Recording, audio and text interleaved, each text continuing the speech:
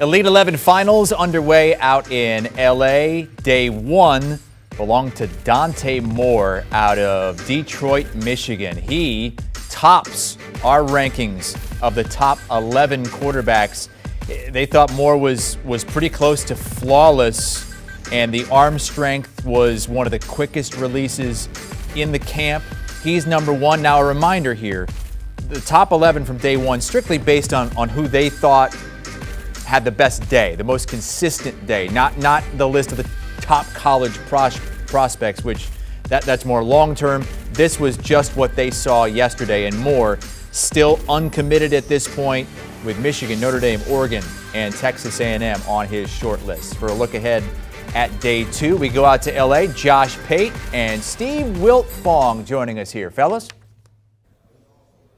Yeah, Chris, I mean, you see two uncommitted names there. One of them at the top of at least the day one takeaway, Steve, was Dante Moore. We've heard from everyone else. How about you, your day one takeaways? Yeah, Dante Moore was the alpha dog for 24/7 Sports coming out of the first day of the camp. Young man that threw 40 touchdowns and just 3 interceptions, leading Detroit King to a state championship. As a junior, he's a guy that's certainly in the mix to be the number one quarterback, maybe the number one player in this class. He was accurate with the football. He was confident. He made throws to all levels of the field. He was money on the seam route. He was terrific on the move in the red zone in those drills yesterday, and just had a lot of fun out there competing. Another one of my takeaways, Josh, is another quarterback that's in that mix is Jackson Arnold, committed to Oklahoma.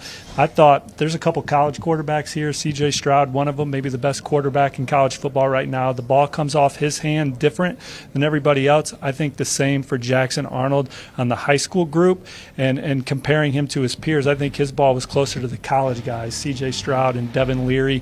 I thought he was powerful with the football, accurate with the football, can really move, threw for almost 4,000 yards as a junior, rushed for almost 700 yards, and leading Denton Guyer to the state championship game in the Lone Star State's largest class. Of course, he came out here and shined. I know he was close to the top of the board, or at the top of the board for several major college football programs this year before he committed to Oklahoma. I thought he was terrific. I think he's a 5-star for sure, a top 10 recruit possibly, maybe even higher, knowing what I saw on film and then seeing him out here live. Thought he was outstanding, and he's not the only Lone Star State quarterback that I thought was terrific.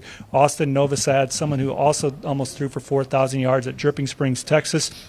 You talk about a young man that's committed to Baylor right now, but he has Ohio State coming after him, Texas A&M coming after him, and it was easy to see why out here. Him and Dante Moore were throwing back-to-back a lot of the day, and they were matching each other throw for throw, and thought that Austin Novosad was outstanding. So as we look ahead to day two, and the heat gets turned up a little bit tonight, so it gets a little bit more fun for us, it gets a little bit more fun for the players, more competitive setting. What are you looking forward to the most this evening? Well, today's the pro day, so it's the most fun day of the Elite 11 finals, in my opinion. They're going to all go through a scripted routine where they have to make a bevy of throws and leading a drive down the field, and it'll get a chance to see the entire skill set for these guys, the arm talent, the accuracy to different levels of the field, being able to throw on the move, and they try and create some pressure situations for these guys.